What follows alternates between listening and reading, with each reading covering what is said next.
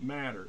And if so, how much? Especially when we're talking the fourth dimension of play or total immersion, i.e., theater of the mind. How much does that matter? How much more immersive can your game experience be if you're totally confident in what you're doing system wise? But more importantly, as the player, how much of this prep is in your ballpark? How much work do you need to do or should you do to help immerse yourself as totally as possible in the game while you're playing it, while doing so with and helping the others around you enjoy their own immersion? It's a good question to know. So, knowing the system, I believe full-heartedly that the more you know the system you're playing, what game system you're playing, the better you are off. In this case, as the player, it's your responsibility as much as the game master or the storyteller's responsibility to understand the mechanics of the game you're playing, be it, any number of fantasy or science fiction or anything in between game systems. Each one has its own quirks and requirements, and whether they're based off of stats or skills or luck or whatever, having an understanding how your character and your character's abilities interact in that setting does have its place. And we go on to understanding what each person's intent towards their immersion is for themselves.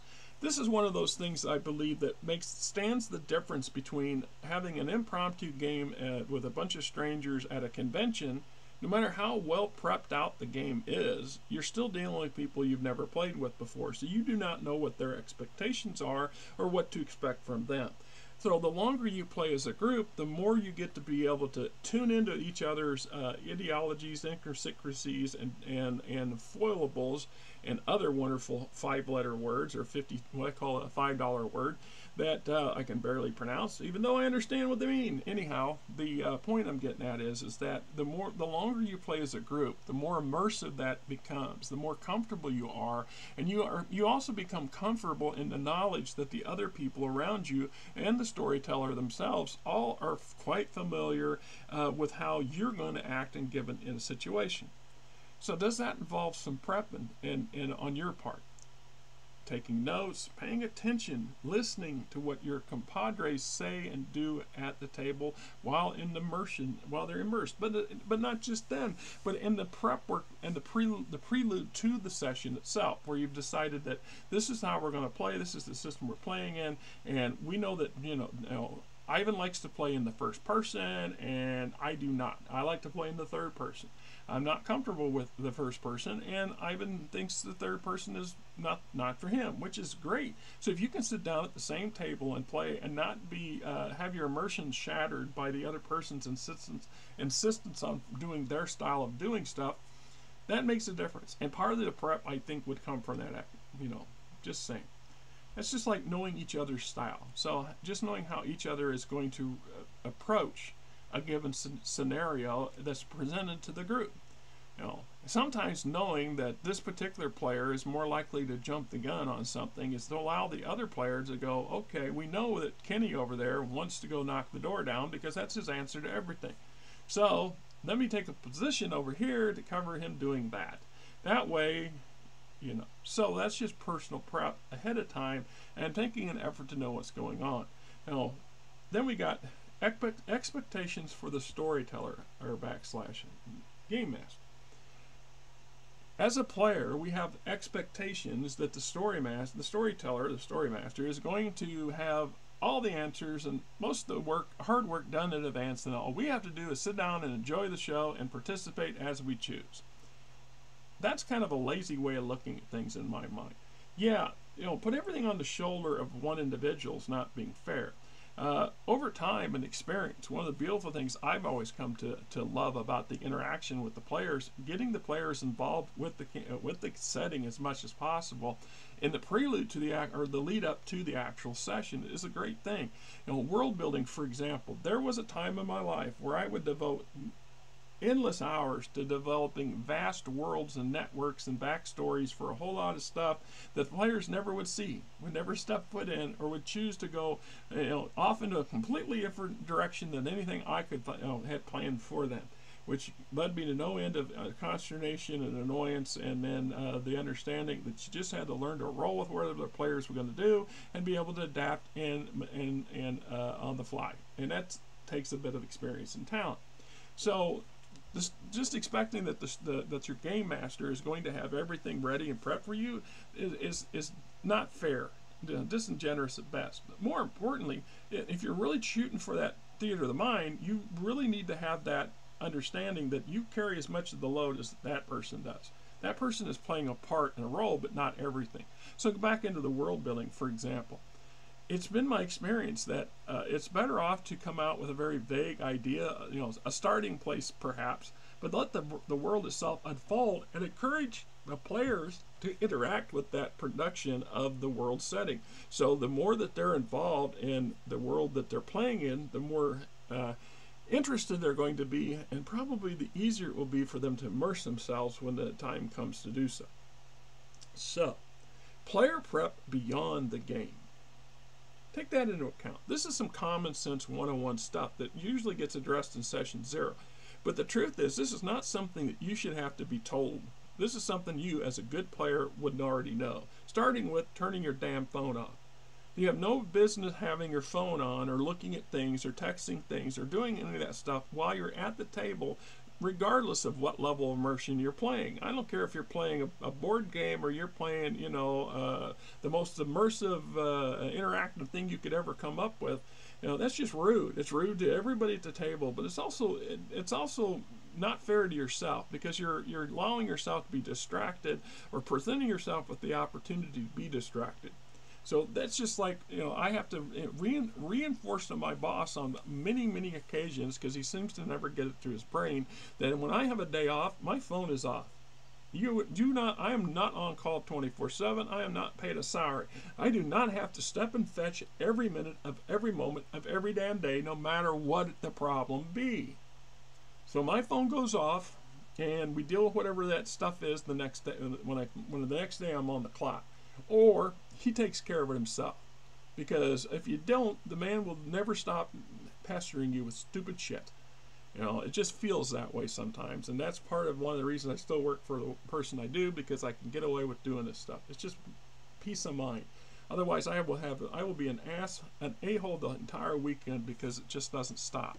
All right? So, going back to that prep before the game begins, knowing when to ask out of character questions. By everybody's discussion for total immersion of theater of the mind, or fourth dimension immersion of role playing, is that you should never ask anything out of character. Everything should be in character. And ideally, there should be no request, or very, very few requests for dice rolls and results for them. So in the storyteller's point, this point, where you get a lot of players that start to balk, that start to hold up their hands and go, wait a minute. There's a lot of events that take place in the game. I'm a strong believer that the role master, or the game dice, still play a role, and that whoever the storyteller or role master or game master, whatever the 1,000 damn different versions of the titles you guys are picking these days, should have the ability and the desire, not to mention should, make those occasional checks. Now, what I'm saying here is the dice roll can be out of sight, out of mind, but it still should be happening. This means we're taking direct control out of the hands of the GM. The storyteller in this case is going to make some of his decisions or responses based on luck of the draw or the results. Now, the good storyteller is going to have a copy of everybody's character sheets, so they know what their stats are, they know what their skills are, they know what their feats are if they're appropriate, etc., etc. So in most cases, if necessary, that dice should be rolled by the guy running this, or being the story master, and not the player.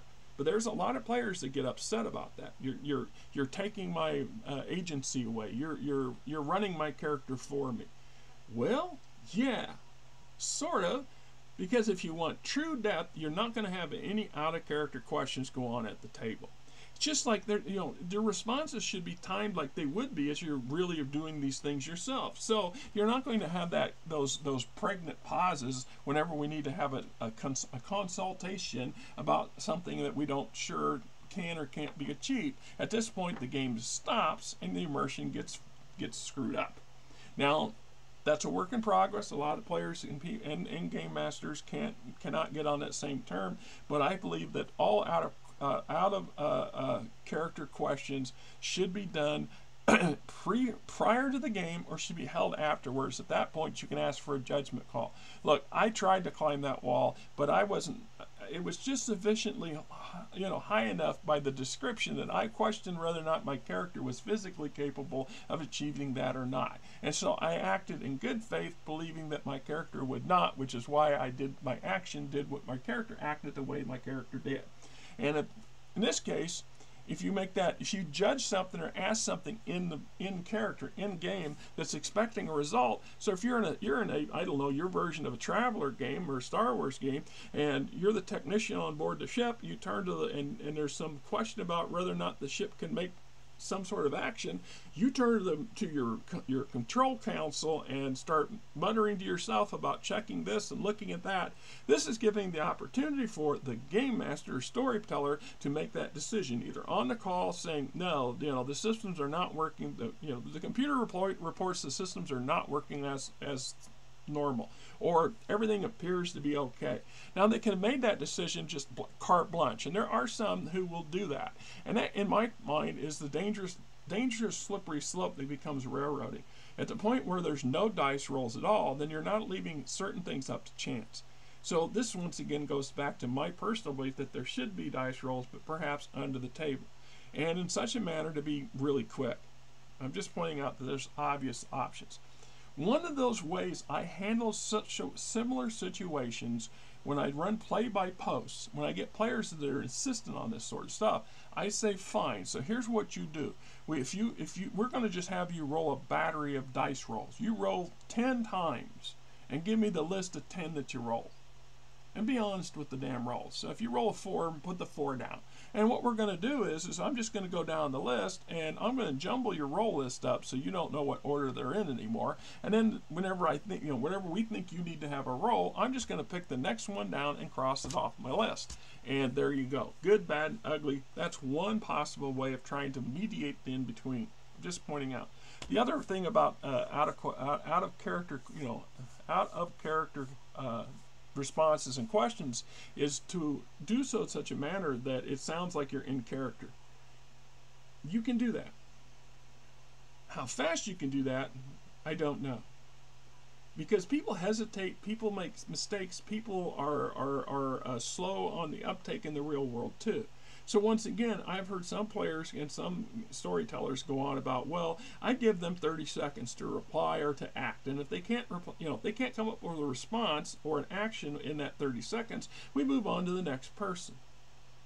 It's assumed then that that first person was either caught off guard or slow on the uptake or giving it some deep thought, which is all real world way of acting. Just pointing out that there is some solid ground, suppositions behind that stuff. Just something to keep in mind. So when you talk about prepping work for your player, especially when it comes to the higher dimensions, the deeper immersion you want, it is of my personal opinion, and these have always been my personal opinions, the more confidence you have in the system, your fellow players, in the storyteller, the GM, or whomever, and their style that you all are going to develop, the more immersed your game will become. And you can watch other people in their immersive games, and you can see it. You can see how some levels never achieve, but you can also see growth. So a group that starts out at the beginning of a campaign will become far more confident as the campaign goes on in how things are going to result and how people are going to react in the given situation. I think that matters. So, yeah, I believe that it's the player who needs to do a whole lot of prep work too, and should do his participant in as much as possible in the creation phase of the game that they're involved in they're playing it. That's just my personal opinion. Just another blab and a blurb on the concept of theater of the mind. Can we do this? Absolutely yes. Should you strive for that perfection? That's on you and the group you play with. I do believe that there are places and time for that, and I have played many games where that was what we wanted to do, although we never called it what people are liking to call it today. It was just was. We had a really good session when everything seems to flow together, and all the stuff jived, and the moons lined up, and the sun shined, and etc., etc. But that's an exception to the rule, in my experience. At some point, you know, as long as you're having fun, if you're having fun and you're enjoying what you're doing with your fellow gamers and the game itself, that's a success. That is complete immersion in playing the game and enjoying the hobby that you love the most. Anyway, I'm Rick. You're not. Little Missy's floating around here somewhere. Till next time, blah, blah, blah. It just irritates me to no end.